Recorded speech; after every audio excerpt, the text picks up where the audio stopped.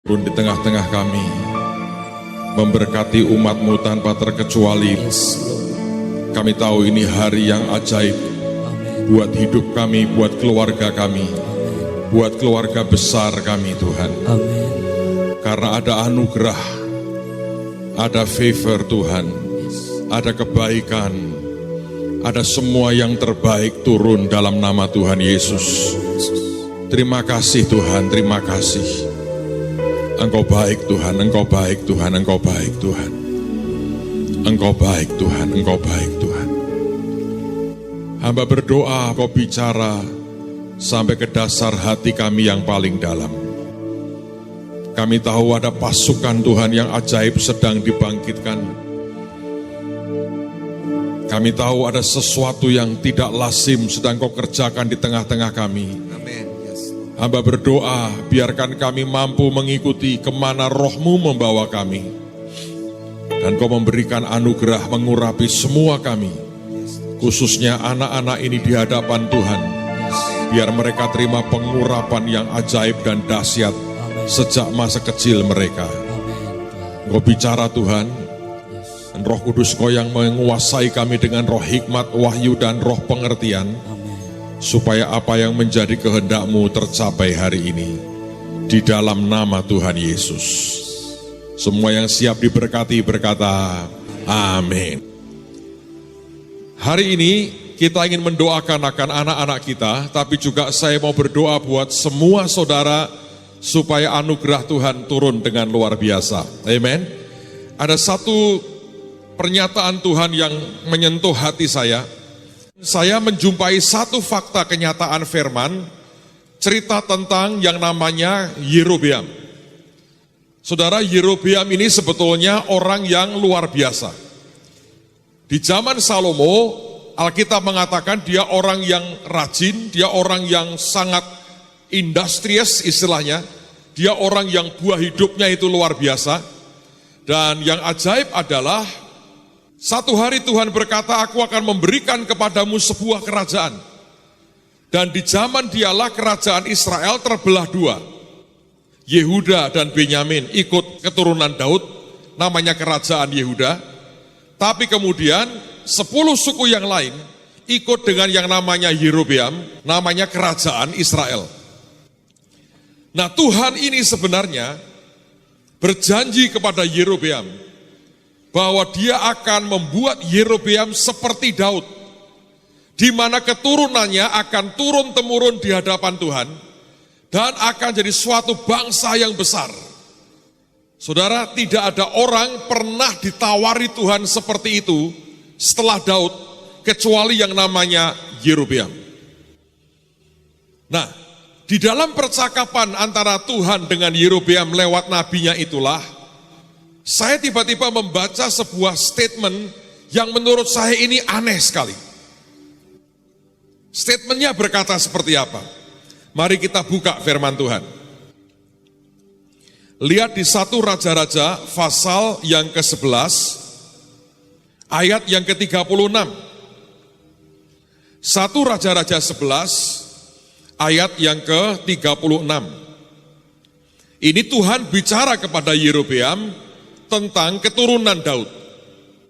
Dikatakan begini, dan kepada anaknya akan kuberikan satu suku, supaya hambaku Daud selalu mempunyai keturunan di hadapanku di Yerusalem, kota yang kupilih bagiku, supaya namaku tinggal di sana. Saudara perhatikan ya, Tuhan berkata begini kepada Yerobeam, anaknya kuberikan satu suku, yaitu suku Yehuda. Dalam kenyataannya Benyamin bergabung kemudian.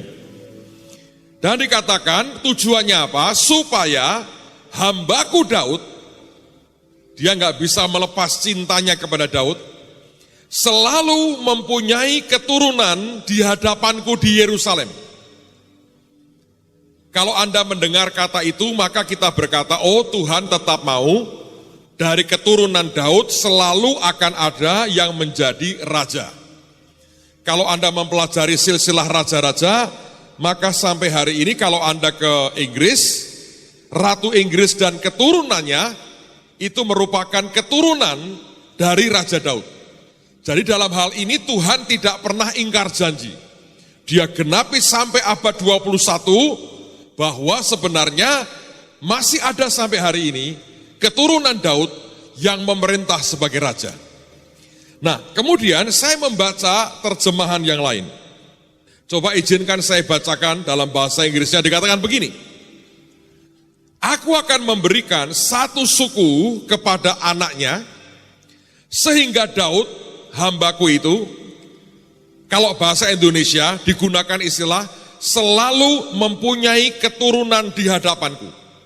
Tapi, kalau Anda melihat istilah yang dipakai, digunakan kata begini, so that David my servant, sehingga Daud hambaku, may always, biarlah kiranya selalu, have a lamb before me in Jerusalem.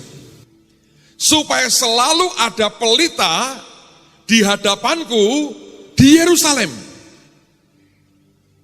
Coba saudara. Keturunan, yang namanya keturunan itu, Tuhan berkata, seperti pelita di hadapanku. Saking Tuhan cintanya kepada Daud, ketika keturunannya berbuat dosa, dan keadilan Tuhan turun, dia harus serahkan sebagian besar kekuasaan kepada Yerobeam. Tuhan berkata kepada Yerobeam, tetapi kepada anaknya Daud, aku memberikan satu suku, akan tinggal di Yerusalem, itu tempat kediamanku, supaya dia berkata, keturunannya selalu ada di hadapanku. Tapi ekspresi yang dipakai Tuhan sebenarnya dia berkata, supaya tetap ada pelita di hadapanku. Jadi yang namanya keturunan itu, Tuhan berkata, sebetulnya pelita di hadapan Tuhan. Nah, sekarang perhatikan lebih jauh. Lihat 2 Samuel pasal yang ke-21. Nah, ini ada kaitannya, saudara. Ini cerita ini sebetulnya pada waktu Daud sudah makin tua, tiba-tiba dia harus menghadapi beberapa raksasa lagi. Orang kalau di dalamnya itu memang DNA-nya adalah giant killer, begitu lihat raksasa bukannya takut, dia malah kepingin ngadepin. Tapi dia nggak ngitung faktor usianya. Dan dalam cerita itu Daud hampir mati loh. Kemudian beberapa jenderal-jenderalnya tolong dia, dan raksasa itu yang kemudian dibunuh. Nah, sekarang lihat 2 Samuel 21 ayat yang ke-17. Saya mau baca buat saudara. Ini menarik sekali. Tetapi Abisai anak Seruya datang menolong Daud, lalu merobohkan dan membunuh orang Filistin itu. Pada waktu itu orang-orang Daud memohon dengan sangat kepadanya, kata mereka, janganlah lagi engkau maju berperang bersama-sama dengan kami, supaya keturunan Israel jangan punah bersama-sama dengan engkau. Nah, saya bacakan dalam bahasa Inggrisnya. Tetapi Abisai, anak dari Seruya, datang kepada Daud untuk menolong Daud. Dia membunuh akan orang Filistin itu. Lalu kemudian orang-orang Daud itu memohon kepadanya atau minta dia bersumpah dengan berkata, jangan lagi engkau ikut dengan kami di dalam peperangan. Tujuannya apa? Sehingga so that the lamb of Israel, pelita Israel, will not be extinguished. Supaya jangan sampai pelita Israel itu padam. Lagi di sini kata keturunan diterjemahkan dengan kata pelita di hadapan Tuhan.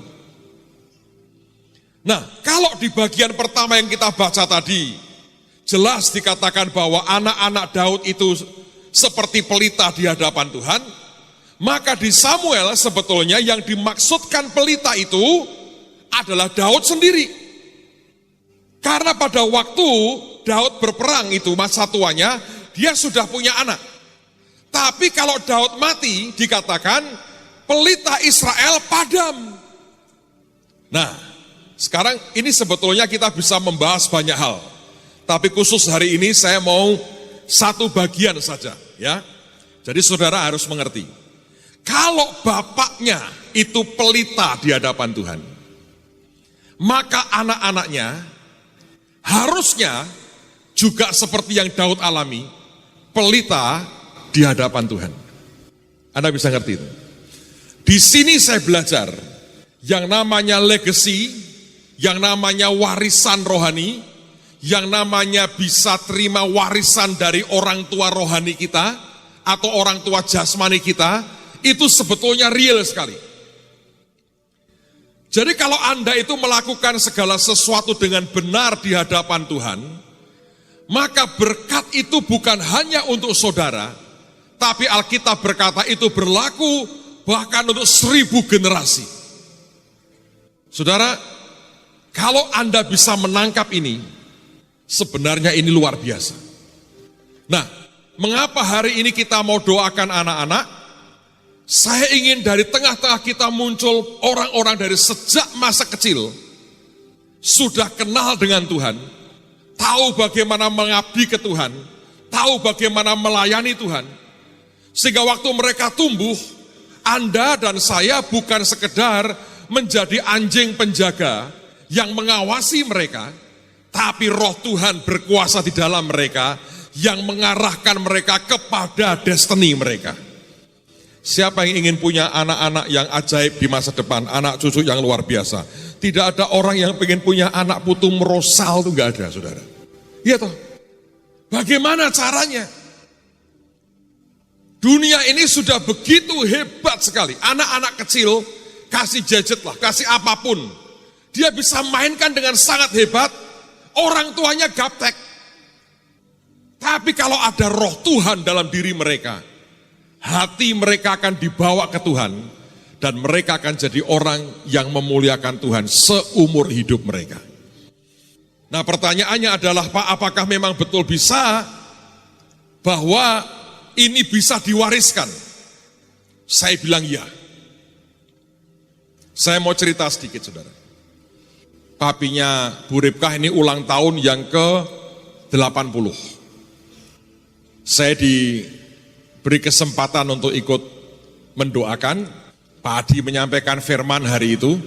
Jadi saya menghadiri perayaan ulang tahun ke-80 dari papinya Bu Ripkah. Namanya Pak Thomas. Ajaib tuh. Namanya Pak Thomas, mantu laki satu-satunya namanya juga Thomas. Saya mau cerita sesuatu yang membuat saya sebetulnya kaget. Karena ini kalau Anda tidak ngerti dunia roh, dan saudara tidak ngerti hitung-hitungannya seperti ini, itu membuat kita sebetulnya orang yang menurut saudara kita akan bertindak sangat mengerikan. Ini kita ngomong dari hati ke hati ya, cerita aja. Saya belajar di sini namanya legacy.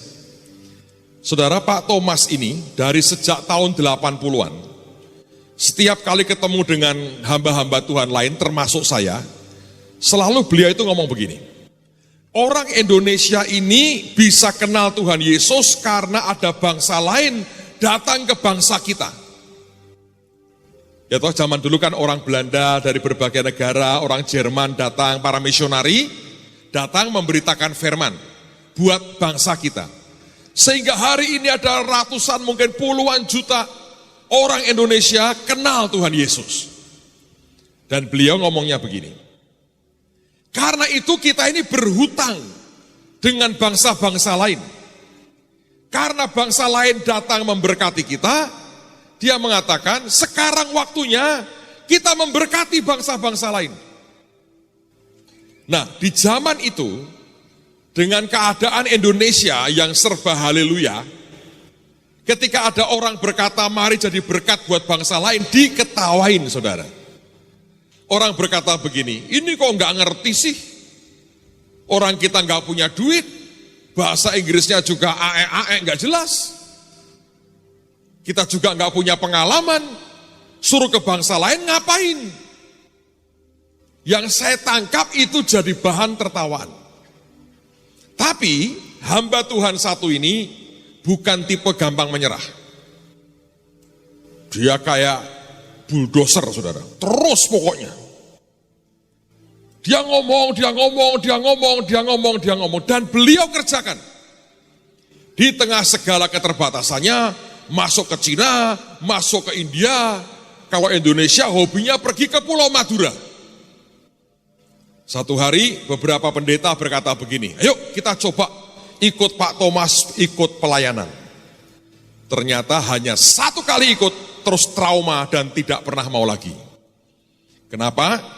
Karena kalau di Cina, Anda tahu zaman-zaman itu masih komunis kental, dan di Madura, kalau naik angkot begini, nginjil. Seluruh angkot ini diomongi tentang Yesus. Di Madura. Lah ini pendeta-pendeta yang terhormat ini duduk di sebelahnya gemetar. Mati kita, mati nih, mati. Golek mati katanya. Tiba-tiba di tengah jalan, stop. Turun. Diajak turun. Kenapa? Ada wong edan lewat. Lah dia kalau kemana-mana bawa tas. Isinya gunting kuku dan gunting rambut. Dihentikan, wong edan diinjili. Nanti kalau sudah mau dipotongi kukunya satu-satu. Jadi kalau mau belajar misi manicure and pedicure ke papinya Bu Ripka aja. Terus dipotong rambut. Pak Yus belum pernah motong rambutnya wong edan, Pak? Nah, perlu belajar motong rambutnya wong edan, Pak. Itu seru. Sekali potong guntingmu tumpul langsung. Jadi kerjaannya begitu. Di Cina juga sama. Nekat. Beritakan Injil dengan bahasa Mandarin seadanya. Yang pernah ikut Pak Thomas itu Bu Aning, Rumah Shalom. Makanya kan mirip-mirip modelnya, saudara. Mirip itu. Dan Bu Aning ini sebetulnya dulu ayah kandungnya almarhum, juga melayani anak yatim piatu dan nampungi orang gila. Makanya Bu Aning kalau lihat ada orang stres dan kurang waras itu matanya berbinar-binar. Kenapa? Itu passionnya dia. Anda terbirit-birit, dia berbinar-binar. Nah itu ikut Pak Thomas. Keliling kemana-mana. Orang kedua yang ikut Pak Victor. Coba perhatikan. Sekarang Pak Victor ini kerjaannya ngurusi misi. Tapi artinya itu seperti legacy yang diturunkan. Ada warisan.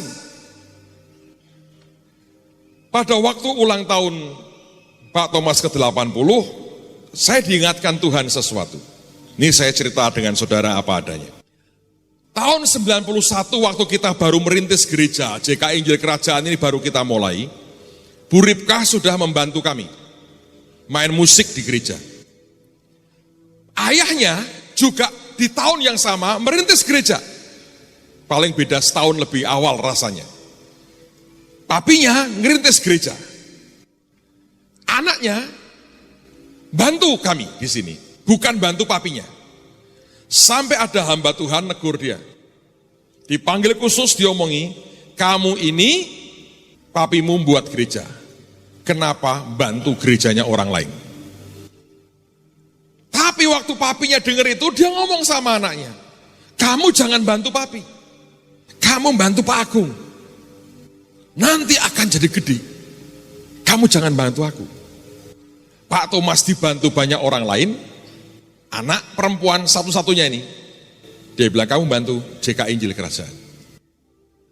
Saya kalau melihat dari ke depan, sekian puluh tahun setelah peristiwa itu lewat, saya berkata ini sebuah investasi. Jadi gini saudara, kalau saudara ini punya benih padi, ya toh, sedangkan engkau tinggal di daerah yang merupakan katakanlah sebagian besar tanahmu itu misalnya padang gurun, apa yang kau lakukan? Benih padi ini nggak akan tumbuh kalau Anda tanam di padang gurun. Kecuali sekarang mungkin dengan teknologinya Israel butuh ini itu segala. Tapi normalnya nggak bisa. Di padang gurun kita nggak bisa tanam benih padi. Maka kalau Anda cerdas, engkau akan cari orang lain yang punya lahan di daerah pegunungan, yang airnya banyak, itu merupakan daerah persawahan paling subur. Dia berkata, aku titip ya, benih padiku ini, tolong ikut ditanam di tanahmu, titipanku. Nah, saya melihatnya seperti itu. Makanya saya berkata begini dengan saudara. Gereja ini seperti sebuah keluarga besar. Anda kalau punya anak, kalau Anda berkata, ayo sekolah minggu, jangan hanya berpikir seperti itu. Mesti di hati dan imanmu berkata begini, nak, kamu ikut kebaktian di sini. Supaya apa yang besar yang Tuhan berikan akan nempel di hidupmu. Dan kamu jadi anak yang luar biasa. Itu pengaruhnya besar, saudara. Percayalah. Karena secara rohani akan seperti itu. Nah, warisan itu ajaib. Saya baru tahu kemarin, waktu beliau ulang tahun, ternyata kalau nginjil tuh begini. Dulu kalau nginjil di desa, dia tanya gini, sudah makan belum? Belum. Anak buahnya tuh. Ya, anak buahnya tuh bekas nyuri, tukang maling sandal, gitu-gitu saudara. Ayo makan. Itu enggak diajak ke restoran, ke warung enggak. Diajak ngamen. Jadi Pak Thomasnya dari jauh melihat anak buahnya suruh ngamen. Nunggu sampai yang punya rumah keluar ngasih duit atau ngusir. Begitu yang punya rumah keluar, dia yang datangi. Uang ngamen diterima dulu, terus dia bilang disapa ibunya, diinjili di depan rumah. Sampai terima Tuhan. Dapat 5-6 rumah, cukuplah uang ngamen, ayo makan di warung. Itu baru makan namanya.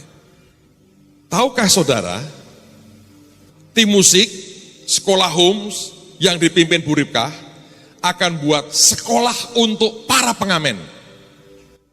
Dia sendiri belum tahu dan tidak pernah tahu bahwa papinya dulu suka ngamen. Kenapa bisa nurun, Pak? Itu namanya legacy. Itu namanya heritage. Itu namanya warisan. Dan itu hanya bisa terjadi lewat apapun yang berkaitan dengan namanya relationship. Sebuah hubungan. Ishak pada waktu akan memberikan akan hak kesulungannya, dia maunya berikan kepada Esau. Karena Alkitab berkata Ishak sayang kepada Esau. Tapi kemudian ketika Yakub mau mengambilnya, dia tidak bisa datang sebagai Yakub. Karena relationship antara Yakub dengan Ishak ada gapnya. Yakub itu anak mami, anaknya Ribkah. Esau anaknya papi, anaknya Ishak. Itu sebabnya ketika Yakub mau ambil hak kesulungan itu, menurut saya tidak mencuri sih, dia beli kan dari kakaknya. Dia harus berpura-pura, dia harus pakai pakaian, dia berpura-pura seperti Esau, supaya si Ishak ini waktu memberikan otak, hati, pikirannya, dia berikan kepada Esau. Kenapa begitu? Sebab warisan rohani itu hanya diberi, Anda hanya bisa terima kalau antara Anda dengan yang memberi ada relationship. Kalau ini keputus, kalau ini terganggu, berhenti saudara, nggak bisa. Jadi sekali lagi, Daud dikatakan sebagai pelita di hadapan Tuhan. Anak buahnya berkata, lu mati, pelita Israel padamu. Tapi kemudian Tuhan membahasakan anak-anak Daud, dia berkata anak-anaknya harus tetap seperti pelita yang menyala di hadapanku. Apa yang bapaknya punya, itu yang dimiliki oleh anak-anaknya. Saudara, saya punya anak 3. Dan saya melihat itu masing-masing mewarisi sesuatu yang berbeda secara kuat. Walaupun sebetulnya 3-tiganya mewarisi yang sama, tapi kekuatannya beda-beda. Saya amati itu. Anak saya yang pertama itu lebih ke leadership-nya. Kalau menggembalakan lebih hebat dari bapaknya. Harus saya akui. Itu dengan anak buah di BB-in, di iniin, diajak ini, dicek ini, cek itu, segala macam tuh. Sampai kalau sekolah raportnya seperti apa diperiksa, saya kan nggak pernah meriksa raport saudara. Ijazahnya palsu atau beneran, saya nggak pernah periksa toh. Tapi kalau penari itu diperiksa, kalau begitu nilainya jeblok, pinggir dulu, belajar. Saya nggak bisa punya kekuatan detail seperti itu. Anak saya yang pertama sangat kuat di situ. Diurusi bener. Diurusi itu. Jadi menurut saya leadership-nya dia punya lebih hebat.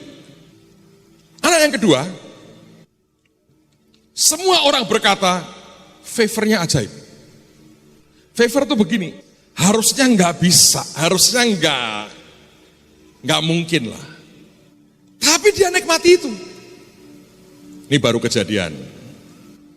Saya lagi makan bareng dengan Jason. Sudah lama nggak ketemu, saya bilang, ayo Jason makan. Saya pengen ngobrol aja, cerita sharing-sharing dan sebagainya. Lalu kita bicara soal jadwalnya Brother John, Sister Pat. Lalu kemudian akhirnya sampai kepada kami mau ke Amerika. Anak saya Joseph ini diundang Brother John ke rumahnya di Amerika. Ya saya pikir, oh nanti 4 hari di sana dia akan dikuliahi banyak. Rupanya tidak, saudara. Hari berikutnya pagi-pagi saya dapat email dari orang tuanya Jason.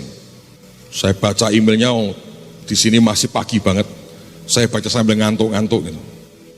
Oh dia berikan itinerary-nya. Nanti anakmu di sini kami yang urus katanya. Dan kita sudah siapkan schedule. Kayak Benny Hinn aja tuh schedule-nya harus ini, jam ini, jam ini, jam ini. Diajak nonton rodeo, tahu? Naik kuda liar itu, tontonannya. Ternyata saya diberitahu Jason itu setahun cuma sekali. Nah ini persis bulan di mana rodeo itu main. Nanti mau diajak ke toko boot dan sepatu dan pakaian koboi. Saya khawatir nanti dia pulang Indonesia pakai pakaian koboi dengan pistol 2 di sini, saya nggak tahu. Pokoknya mau diajak begitu, segala macam. Yang membuat saya terus terang agak merasa kurang adil. Ya, saya dikasih foto-fotonya. Oh nanti pada waktu dia datang, kami akan jemput dengan mobil Hummer limusin, panjang. Kasih fotonya, dalamnya seperti ini. Saya bilang gini, kok rada umpa-umpaan ya bocah iki ya. Wah, aku ora pernah loh di numpak kayak gini. Saya sampai bilang gini, apa jasanya sehingga naik begini? Naik kuda nil aja sudah lumayan ini. Naik Hummer. Dalamnya saudara, uduh. Siapa yang pernah naik limusin? Kita ada limo itu bukan limusin, cuma ini sebutannya aja. Panjang, cuma bawa Semarang tuh nyanggrok di tanah mas kira-kira. Muternya susah itu, ya toh? Itu kan harus muternya gini kan harus panjang. Tanah mas itu kan beton, apalagi kuala apa itu menekuk ini gerak mandek itu susah itu. Harus diangkat pakai helikopter rasanya. Panjang. Terus ada gambar limo kedua, escalate. Nanti kalau sudah pulang kami akan antar lagi dengan limo yang seperti panjang juga, saya bilang. Saudara-saudaranya waktu saya tunjukin ini ngomong begini. Wah, ini bukan hanya hatinya tambah melar, hidungnya tambah melar, kepala tambah melar nih, kayak begini nih. Tapi yang bagus, mereka ngomong gini. Ternyata favor orang itu beda ya. Saya senang mereka nggak berkata gini, nggak bisa ini, omongin batalkan pi, naikkan angkot aja, enggak.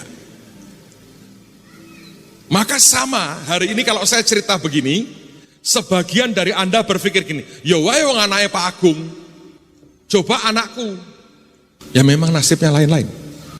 Tapi kalau Anda sudah berkata seperti itu, Anda berkata begini, saya nggak bakal ngalami begitu, salah. Saya sampai berkeringat loh, cerita Anda tentang pohon keluarga loh.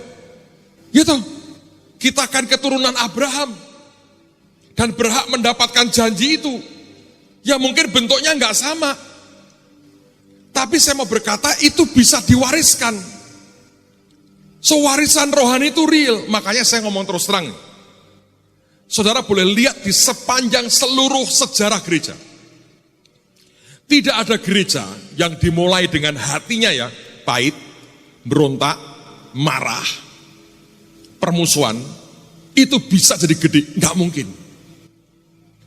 Kenapa? Sebab itu kalau diwariskan, seperti maaf kata di koran-koran itu, nyeruput kopi Vietnam. Loh iya. Anda kalau ngikuti kan bingung toh. Dan masyarakat kan juga mikir, opo iya toh bocah iki. Sama. Absintus itu kan roh kepahitan. Kalau itu di hatimu, keluarmu omonganmu semuanya itu pahit. Itu sianida rohani. Tak cetaki nek Anda tidak cetok. Mesti klesek kok. Perhatiin. Itu kematian rohani itu just a matter of time. Pasti itu.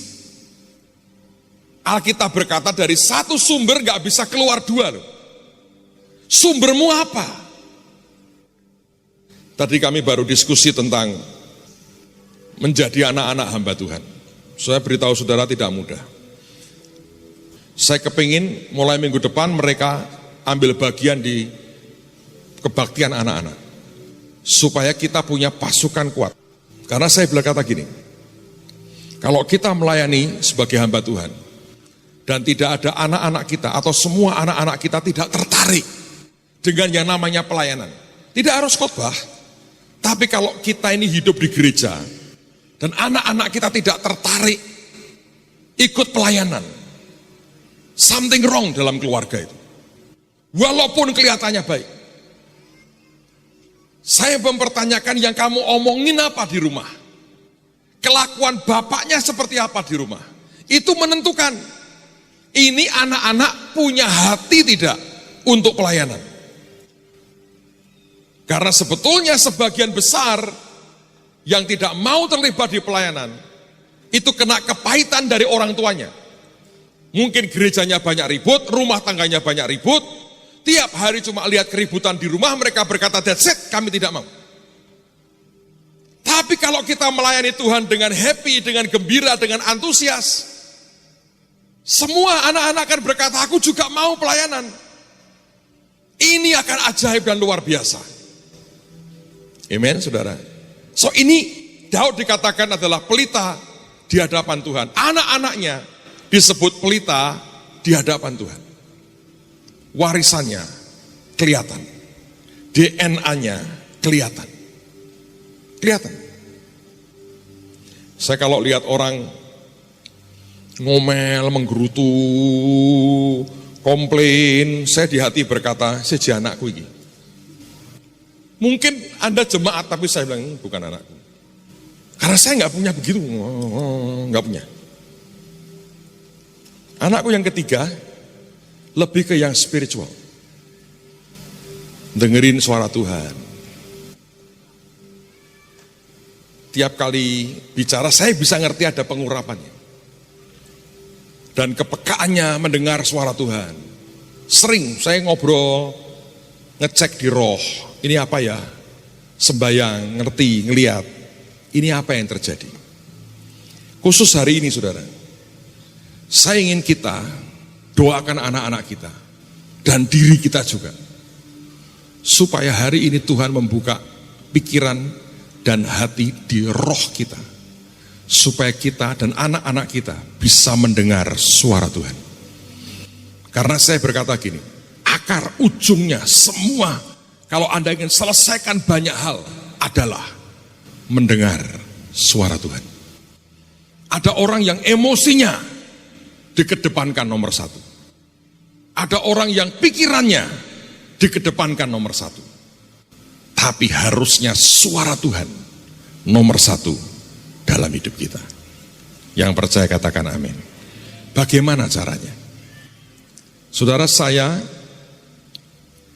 pengen minta Sasa untuk sharing dari mana awalnya mendengar suara Tuhan. Saudara akan kaget karena Tuhan itu tidak bicara yang tinggi-tinggi dan muluk-muluk. Dia nggak berkata gini, Sasa, 5 tahun lagi aku datang yang kedua kali. Itu serem banget tuh. Dia nggak ngomong begitu. Nanti tandanya gunung berintik akan rebounding jadi lurus. Nggak ada gunung berintik jadi rambut lurus. Tidak. Simple.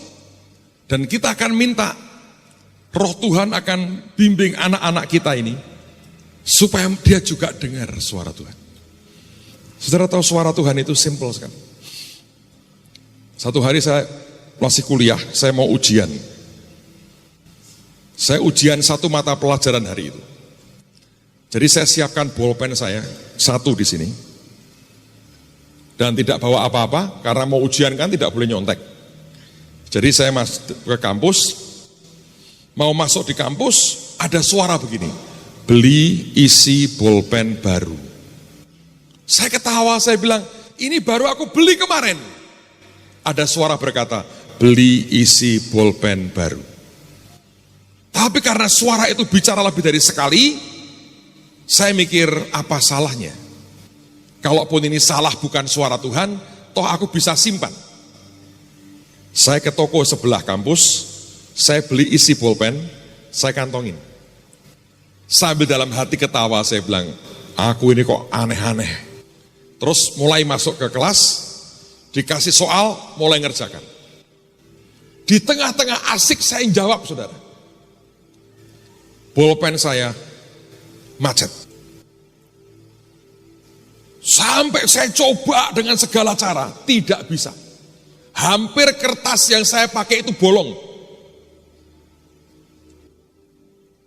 Dan sampai itulah kemudian saya dengan malu saya berkata, Tuhan terima kasih. Saya keluarkan isi bolpen yang baru, saya ganti, selesaikan ujian saya, selesai dengan baik. Suaranya berkatanya, beli isi bolpen baru. Menyelamatkan saya hari itu. Minimal saya tidak panik, tidak usah keluar, beli di sana dulu, belum tentu diizinkan sama dosennya. Ya kalau bener, kalau kamu pura-pura, bukumu dititipin di sana kan bisa. Tapi hari itu, saya berkata Tuhan, mendengar suaramu itu luar biasa. Nah hari ini, saya mau Anda dengerin ini, sharing ini. Lalu kita akan mulai berdoa. Anak-anak siapa yang kepengen mendengar suara Tuhan? Nanti kalau ujian, kalau sekolah diomongi Roh Kudus, harus begini, harus begini. Contoh kedua nih, contoh kedua. Suatu hari saya mau pergi janjian dengan Pak Adi Sutanto, mau keluar makan. Dia ngomong gini sama saya, Agung ayo ikut saya makan ya, nanti jam 7, ya. Pakaian santai ya, ya pakaian santai saja. Saya keluar rumah, pakai t-shirt, dan pakai sendal. Suara berkata begini, pakai sepatu dan baju. Saya pikir, nggak mungkin lah. Kedua kali, pakai sepatu dan baju. Saya bilang, ya sudahlah. Saya nurut, saudara. Saya pakai sepatu, saya pakai baju, saya ke tempat Pak Adi, dia sudah siap. Tapi bawa Alkitab. Ini mau makan di mana kok bawa Alkitab? Terus dia ngomong begini, Agung, makanya kita tunda. Ada saudara kita meninggal dunia, tutup peti yuk. Saya bengong, seandainya saya pakai t-shirt, pakai sendal, saya hanya di luar, markiri mobilnya Pak Adi, terus, dar, stop. Nah, paling-paling begitu kan. Tapi omongan pakai sepatu, pakai baju, tiba-tiba saya nggak tahu. Hanya begitu. Saya punya banyak cerita.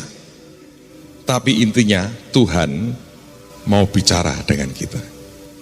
Kalau Anda punya anak-anak ya, yang dengar suara Tuhan, kadang-kadang kau belum sempat cerita persoalan. Tiba-tiba pagi-pagi atau malam anakmu bisa diomongin Tuhan. Doain papimu. Tiba-tiba dia berdoa buat saudara. Dan doa yang dari roh Tuhan itu membuat surga intervensi dalam hidupmu. Dia bisa ngomong gini, doain mamimu. Mungkin dia nggak diberitahu apa-apa. Hanya bilang, Tuhan tolongi mami. Tiba-tiba saat itu, detik itu Anda punya masalah. Dan surga intervensi. Karena ada doa yang naik di hadapan Tuhan. Siapa yang ingin keluarga kita mengalami keajaiban seperti itu? Sasa, Marisa. Hari ini sebelum saya mau bersaksi tentang apa yang saya alami tentang mendengar suara Tuhan dan melihat Tuhan, izinkan saya men-sharingkan satu hal yang saya pelajari tentang mendengar suara Tuhan. Seringkali banyak orang bertanya kepada saya terutama, gimana sih caranya mendengar suara Tuhan? Dan selalu ujung-ujungnya mereka menyalahkan Tuhan dengan berkata, Tuhan tidak pernah berkata apapun. Tuhan tidak pernah menjawab doaku. Tuhan tidak pernah menjawab semua apapun yang aku pertanyakan dalam hidupku. Tapi kemudian satu hari saya baca buku dari Benny Hinn. Di buku itu dikatakan bahwa sebenarnya setiap kita mendengar suara Tuhan. Tetapi suara itu dimulainya dengan sangat kecil dan tipis. Dan seringkali yang terjadi adalah kita terlalu berisik, kita terlalu cerewet dengan semua keinginan daging kita, dengan semua apapun yang jiwa kita inginkan, dengan setiap omelan kita, dan itu membuat seringkali suara Tuhan itu tertutupi dengan suara jiwa kita sendiri. Saya mengalami mendengar suara Tuhan pertama kali di rumah, di kamar doa papi saya. Waktu itu semuanya sudah pada tidur, kondisi masih gelap, dan saya ingat waktu itu saya masih kelas 3 SD. Entah kenapa saya suka sekali untuk masuk ke kamar doa papi saya. Saya tidak tahu, waktu itu saya belum tahu tentang namanya hadirat Tuhan. Tapi saya merasakan nyaman di kamar itu. Dan yang saat ini saya tahu adalah ternyata itu adalah hadirat Tuhan. Begitu semua sudah mulai gelap, semua sudah pada tidur, saya melihat kamar doa papi saya masih lampunya menyala. Saya ketok-ketok, saya bilang, papi aku mau masuk, papi aku mau masuk, Sasa mau masuk, Sasa mau masuk. Di situ ketika saya buka kamar, saya melihat papi saya sedang duduk di situ. Di tempat kita tuh ada tabut kecil. Dan saya bisa merasakan ada damai, ada sukacita, ada kenyamanan di ruangan itu. Tiba-tiba papi saya tanya, Sa, kamu mau nggak dengar suara Tuhan? Mau nggak Sa kamu dengar suara Tuhan? Dan waktu itu tanpa saya mikir panjang, langsung saya bilang, ya papi, aku mau dengar suara Tuhan. Dan yang aneh, papi saya duduk dan saya suruh duduk di depannya, tapi suruh menghadap ke tabut. Saya disuruh menghadap ke tabut, papi saya cuma pegang di pundak. Dan papi saya bilang, sekarang diam dan dengarkan suara Tuhan. Butuh waktu sekitar 5-10 menit. Tiba-tiba itu suara itu seperti keluar dari hati saya. Dan itu tiba-tiba sampai ke kuping saya. Suara itu cuma berkata, Sa, tidur. Kemudian diulangi lagi, Sa, tidur. Kemudian papi saya tanya, Sa, Tuhan ngomong apa? Kok Tuhan ngomongnya Sa, tidur? Terus papi bilang, yaudah dilakuin. Jadi saya balik ke kamar, saya tidur. Dan besok paginya saya sekolah. Itu adalah suara Tuhan yang pertama kali saya dengar. Kelas 3 SD. Dan sampai hari ini saya umur 20 tahun saya masih ingat kata-katanya, Sa, tidur. Dan itu terus terngiang sampai saat ini. Dan saat itulah mulai tumbuh suara-suara itu terus keluar dari hati. Saya mencoba untuk menuruti setiap perkataan yang saya dengar ataupun yang saya rasakan dalam hati. Saya kadang salah, itu ternyata suara hati saya sendiri. Tapi jadi saya belajar, oh cara membedakan suara hati dan suara Tuhan itu seperti ini. Tapi itu semua harus dialami oleh setiap pribadi demi pribadi. Karena kalau secara teori sangat susah untuk membedakan mana suara Tuhan dan mana suara hati kita. Dan itu terus berkembang dari hati. Itu mulai ke telinga, dan mulai seperti saya berbicara dengan orang lain. Dan itu seringkali audible. Ketika saya bicara dengan Tuhan, saya bicara setiap menit. Kemanapun saya pergi dalam mobil, sekolah, kuliah, bahkan kerja, saya selalu berbicara dengan Tuhan. Dan itu seperti saya ngobrol dengan manusia. Bahkan mengobrolkan hal-hal yang kurang penting. Seperti Tuhan enaknya makan apa ya hari ini? Tuhan hari ini enaknya pakai baju apa ya? Tuhan hari ini apa yang harus aku sampaikan ya? Tuhan hari ini aku harus pakai jubah apa ya? Dan seringkali hanya pertanyaan-pertanyaan konyol. Itu saya tanyakan ke Tuhan. Dan Tuhan menjawab. Dan itu terus berkembang sampai hari ini. Sampai detik ini. Yang saya pelajari adalah ketika kita mendengar suara Tuhan, ujungnya selalu berkat. Ujungnya selalu berkat. Dan tidak pernah ada malapetaka yang datang di hidup kita. Ketika kita jalan day by day dengan Tuhan, kita mendengarkan suara Tuhan, kita hanya mengikuti suara Tuhan, selalu ada berkat yang datang. Bukan malapetaka yang datang. Selalu ada blessing Tuhan yang turun. Dan saya nikmati itu bertahun-tahun. Dan bahkan ketika saya bertemu Tuhan pertama kali, saya bertemu Tuhan di HSJ, di Holy Stadium Junior. Itu seperti kebaktian seperti ini, tidak ada special moment, tidak ada. Tiba-tiba ketika lagi pada penyembahan, saya duduk di paling depan. Tiba-tiba kaki saya lemas dan saya terjatuh, saya sujud ke bawah. Tiba-tiba saya lihat ada satu sosok pria, dia datang hampiri saya. Saya masih ingat dia pakai jubah putih. Dia pakai hanya kasut sederhana. Karena ketika saya sujud saya cuma bisa melihat kakinya saja. Dan tiba-tiba kepala saya naik, saya lihat muka Tuhan. Ketika saya lihat matanya Tuhan, detik itu saya jatuh cinta dengan Tuhan. Saya jatuh cinta dengan matanya. Saya jatuh cinta dengan senyumannya. Dan itulah membuat saya jatuh cinta pertama kali dengan Tuhan. Dan saat itulah seringkali Tuhan hampiri saya di kamar. Dia ajak ngobrol saya. Dia arahkan saya kemana. Mana jawaban yang harus saya pilih. Pilihan apa yang harus saya pilih. Dia tuntun hidup saya day by day. Hari ini saya tahu Tuhan ada di tengah-tengah kita. Saya bisa merasakan hadiratnya begitu kuat di tempat ini. Dan saya tahu hari ini Tuhan ingin berjumpa dengan saudara. Hari ini Tuhan ingin mendengarkan suaranya yang begitu lembut kepada telinga saudara semua. Tapi itu dibutuhkan ketenangan yang dari dalam. Dibutuhkan ada shalom Tuhan. Dibutuhkan ada penundukan diri di dalam hidup setiap kita. Dan kita butuh diisi dengan roh Tuhan. Begitu roh Tuhan masuk dalam hidup kita, ketenangan, damai, sejahtera itu masuk dalam hidup kita. Percayalah kita akan mendengar suaranya yang begitu lembut. Hari ini saya ingin berdoa khususnya buat yang para orang tua. Saya ingin mendoakan saudara yang benar-benar ingin mendengar suara Tuhan dan ingin melihat Tuhan. Karena sebenarnya hari ini saya tahu Tuhan ingin memasukkan damai sejahtera dalam hidupmu. Tuhan ingin membukakan setiap telinga-telinga yang tidak bisa mendengar. Hari ini Tuhan mau membukakan itu semua.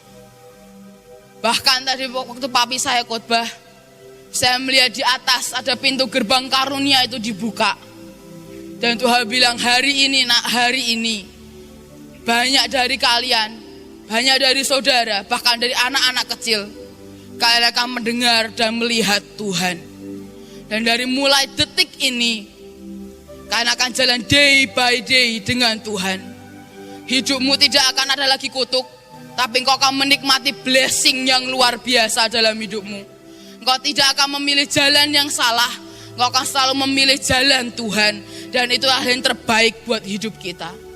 Biarkan hari ini Tuhan melawat setiap kita. Biarkan hari ini Roh Tuhan bekerja dalam hidup setiap kita. Dan biarkan hari ini kita melihat dan bahkan mendengar pencipta kita, kekasih kita, yaitu Tuhan Yesus Kristus. Percayalah saudara, hari ini Tuhan ingin bertemu dengan saudara. Tuhan ingin bertemu dengan saudara face to face. Dia ingin menunjukkan matanya yang penuh kasih dan cinta untuk saudara. Dia ingin mendengarkan suaranya yang begitu lembut kepada telingamu, kepada jiwamu, dan bahkan kepada rohmu. Hari ini kita mau keluar dari kebiasaan kita. Kita mau undang Roh Kudus hadir di tempat ini. Tuhan berkata sangat jelas. Ada orang-orang di sini yang mungkin 1 minggu ini bahkan bertahun-tahun Engkau berkata, Tuhan, aku rindu ketemu dengan Engkau. Aku rindu ketemu dengan Engkau. Aku rindu melihat matamu.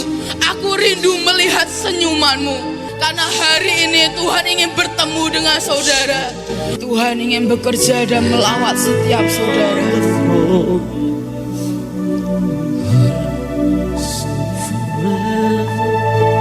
Hari ini ada orang-orang di sini. Tuhan berkata, api kalian mulai padam. Dan kalian berkata, Tuhan, hari ini aku mau apiku menyala kembali. Ketika api itu menyala kembali, cinta mula-mula itu menyala kembali, passion itu menyala kembali, itu akan sebenarnya sangat mempermudah kita untuk mendengar suara Tuhan lebih jelas. Karena ketika kita dalam kebekuan, kita tidak akan pernah bisa mendengar suara Tuhan. Ketika kita dalam tidak ada api, kita tidak akan pernah bisa melihat dan mendengar suara Tuhan. Karena kita akan sibuk dengan diri kita sendiri. Buat kalian berkata, Tuhan, aku butuh api yang baru. Tidak ada lagi kebekuan dalam hatiku. Hari kalian berkata, bakar apiku Tuhan. Bakar passionku. Angkat tanganmu tinggi dan minta api yang dari Tuhan.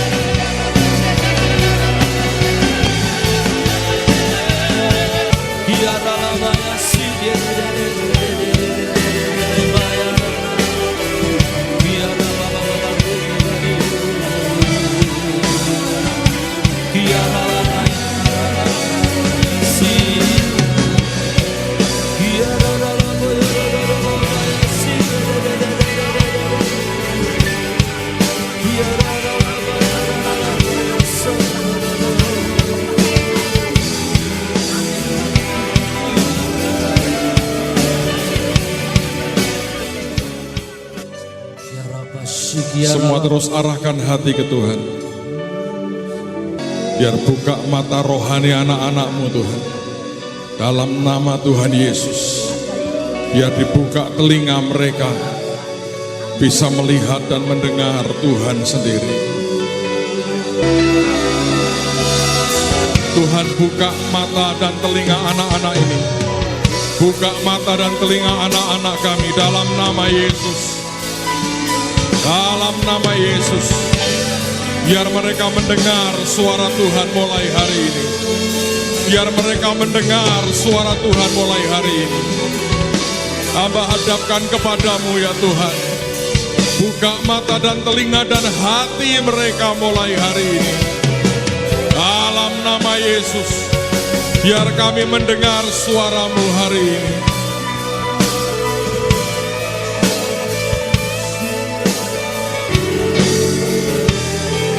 Terima kasih Tuhan, terima kasih.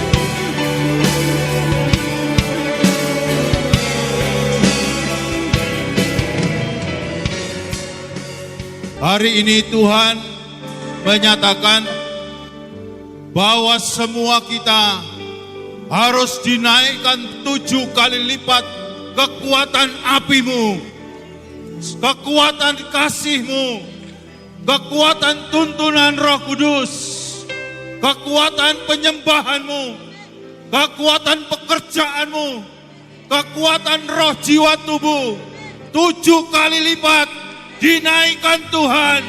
Siapa yang mau angkat tangan, kita berdoa bersama-sama. Kalau tidak naik 7 kali lipat, kita tidak bisa menerobos, kita tidak bisa menahan bencana, kita tidak bisa menuai dengan kuat, kita tidak bisa bergerak dengan leluasa. Kelimpahan Tuhan dinaikkan 7 kali lipat, 7 tahun ke depan, kelimpahan yang luar biasa. 7, naik 7 kali lipat di dalam nama Tuhan Yesus.